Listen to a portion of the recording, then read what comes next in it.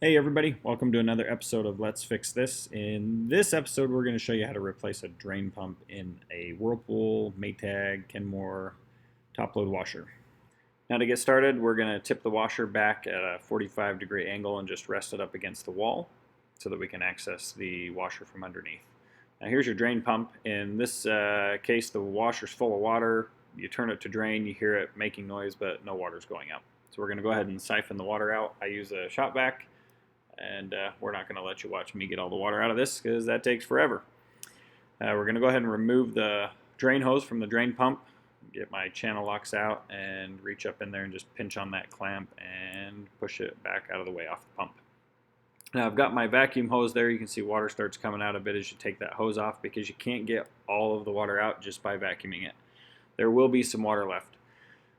So I get the vacuums on right now, and as I slowly take the hose off, it catches the water that comes out. Now I will note on this washer here, I did have to go to a transmission as well. If you look to the left, the pulley there is leaking oil, which was running down from the transmission. A customer didn't mention anything about that when I was there to do the not draining service call. All right, so once we got the water off on the hose, there are 3 5/16 bolts, screws. There's those two. Sorry, I can't show you the third, but it's up back behind there, symmetrical to the other two that you can see. Once those three are out, the pump just pulls right off. Really simple. We're going to remove the Molex cover and remove the Molex plug from the drain pump.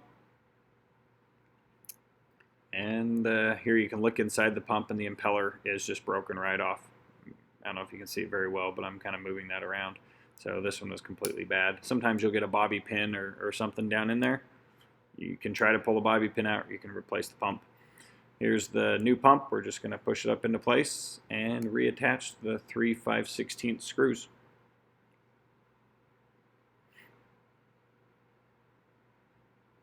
So the one on the back's a little tricky to get to, but a lot of the time I'll just put the screw in, start it a little bit on the other two. The first one I usually leave on the drill because it's just easier to access that front one, but the side one and the back one are a little tighter to get into. If you're using a drill, you want to be careful not to, impact drill I should say, not to strip out those screws because those screws are going up into the plastic tub.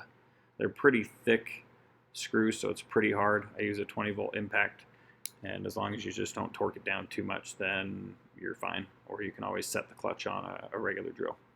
Once the drain pump's in place, I'm going to remove the Molex cover, plug the Molex in to the drain pump and snap the cover back on and feed the wire back into the guide, little clip that holds the wire. I'm going to put the back of the hose back on and tighten the clamp. And that's all there is to replacing the drain pump on this washer. Once again, this is the same washer. It's a Whirlpool, Maytag, Kenmore, KitchenAid. They call it the VMW, the vertical modular washer, but a pretty simple washer to work on.